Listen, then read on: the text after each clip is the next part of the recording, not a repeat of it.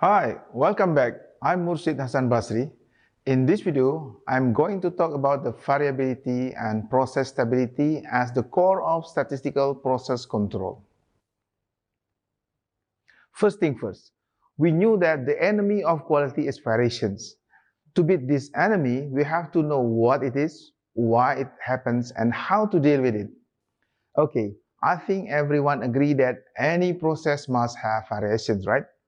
Why? Because there is at least a common or random variation in a process. Common variation is deviation that is inherent in a process. This is due to the random characteristic of factors or elements of a process. If we measure the time needed to go to school from our house, then the duration will vary although we have control of factors such as the same vehicle, the same route, and the same time. The variation will be higher or uncontrollable if there is another type of variation that is assignable variations. Assignable variation is due to something which is not part of the process. Back to our example, if there is an accident or the flat tire or you go a bit later than usual, then the variations become higher or uncontrollable. What about the traffic jam? Is it a common or assignable variations? If we analyze the process in the morning about 7 o'clock from your house to school every day, then the traffic jam is part of the process. In this case, we consider it is a common variations. But if the traffic jam is longer than usual due to an accident, we call the traffic jam in this case an assignable variations.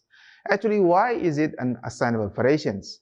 Because there is an accident as the external factor of the process. Okay, understanding common and assignable variation will help us to evaluate any process.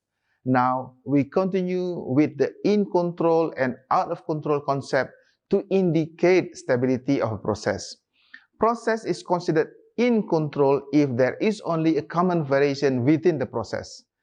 Any assignable variation exists in a process will make the process become out of control.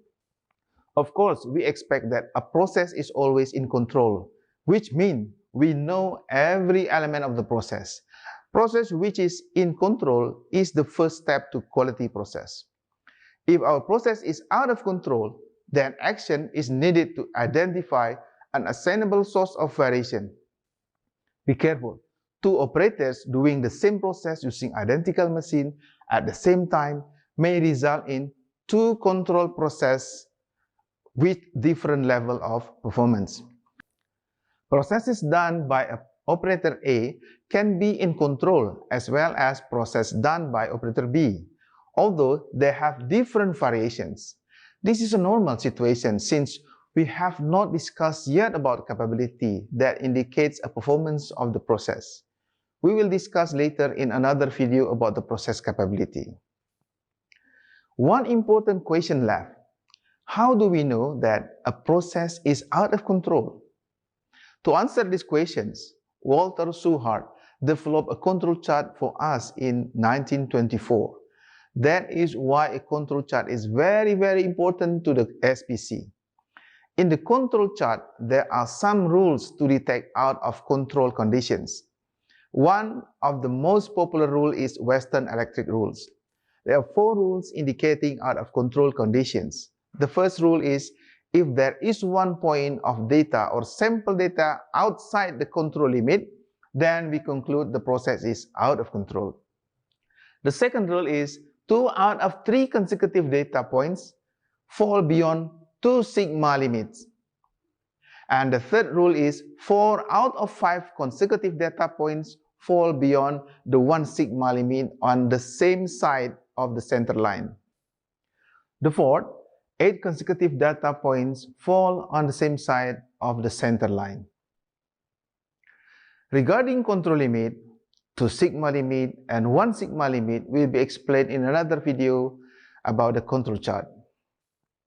As a summary, in this video, we have learned what are the source of variations and its consequences to the process stability, and how we evaluate whether a process is in control or out of control. Okay, thank you.